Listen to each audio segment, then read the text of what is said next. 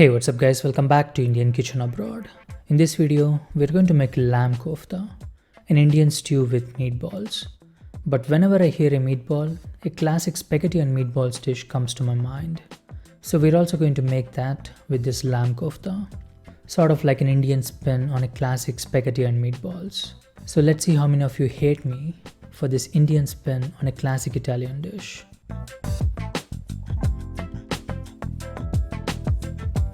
I'm going to start with caramelizing the onions for meatballs. Add about 3 tablespoons of caramelized onions to 1 pound or 454 grams of ground lamb. I'm using lamb, but you can use any meat you want. I'm also going to add some nuts to the meatballs.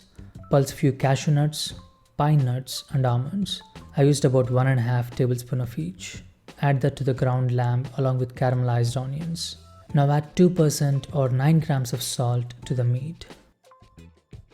1 tablespoon of pulsed or crushed coriander seeds, 2 teaspoons of ground fennel, red chili powder according to your taste, 2 teaspoons of garam masala, and some chopped cilantro or parsley, and some black pepper as well. Mix it up thoroughly and set it aside for 15 to 20 minutes. In that 20 minutes, we're going to make the sauce for lamb kofta. Add a roughly chopped onion to a saucepan along with 3 roughly chopped tomatoes. I'm using 5 tomatoes here because they were about to go bad. Just follow that 1:2 ratio for onions and tomatoes. Exact measurements are in the description box if you want to follow the recipe.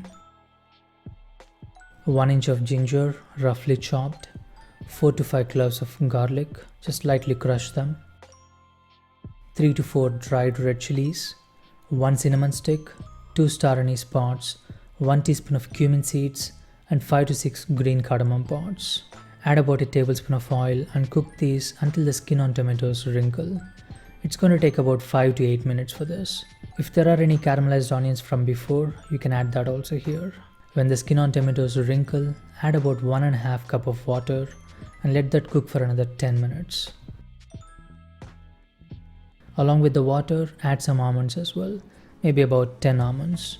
You can peel the skin if you want, but I don't care. Let that cook for 10 minutes on medium heat. Transfer it to a blender, let it cool down and blend.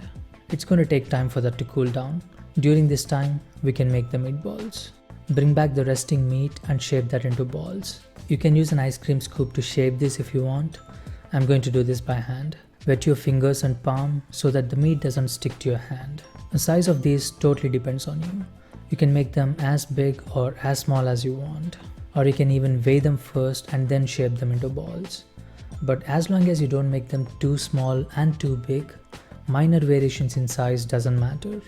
Cooking time doesn't vary much with those minor variations, so don't worry too much about the size.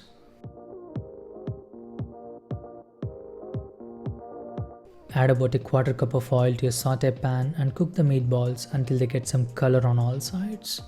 Maybe for about 3 to 4 minutes. Move them around once in a while. Once you get some nice color on them, take them out and place them on a baking sheet. At this point, meatballs are definitely not cooked. Place this in 375 degrees Fahrenheit or 190 degrees Celsius preheated oven for 10 to 15 minutes. And while they are cooking, we can finish the sauce for lamb kofta. I'm using same pan to cook the sauce. The oil left in the pan will be too much for that. Save some of that for something else. And there were some burnt pieces of meat, so I washed the pan as well. You need just 1 tablespoon of oil for the stew. Let that oil heat up and add the spice powders. A teaspoon of turmeric powder, 1.5 tablespoon of coriander powder, and red chili powder according to your taste. Saute the spice powders for a few seconds and add a splash of water so you don't burn the spice powders. Now add a tablespoon of tomato paste, cook that for a minute and add the blended sauce we made. You can strain this if you want, but I'm too lazy for that today. Add a cup of water and cook that for a few minutes until the sauce coats back of a spoon. We talked about consistency in previous videos. This is the best consistency for this. 15 minutes is up and the meatballs are done. You can check the internal temperature of these if you want to make sure they're cooked or not, or you can just open one and see. When the sauce reaches that right consistency, turn down the heat and add 1/4 cup of heavy cream. Give it a stir and gradually increase the heat.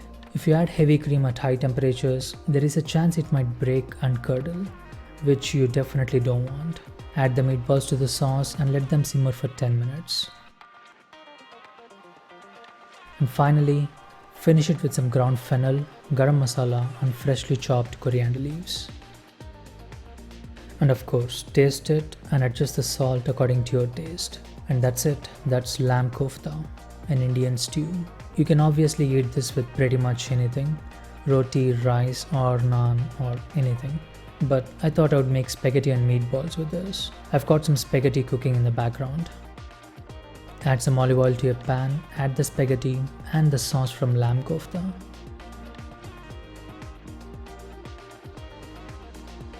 Instead of tomato sauce, we are using this sauce from lamb kofta. You can add how much ever sauce you want according to your taste.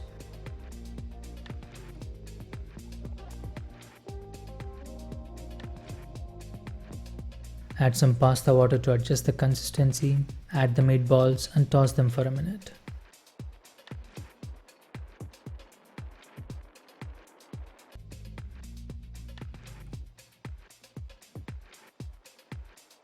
And that's it, plate it up.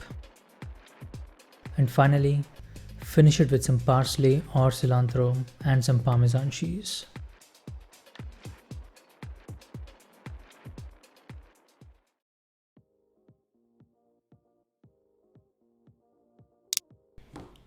And that's it, that's lamb kofta. Now it's been a while since I filmed that and it was really good. And if you think about it, ingredients for a classic spaghetti and meatballs and the one I made are exactly the same.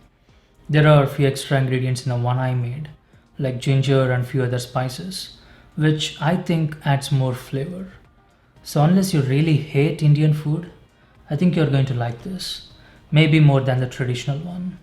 So give it a try and comment down below what you think about the video. And that's it for today. Hope you liked the video. If you did, drop a like, share the video and consider subscribing if you like the content. Also, we are on Instagram. I don't post much there, but I plan on posting more stories and maybe some behind the scenes content as well. If you are interested in that, subscribe and follow on Instagram as well. I'll see you next time.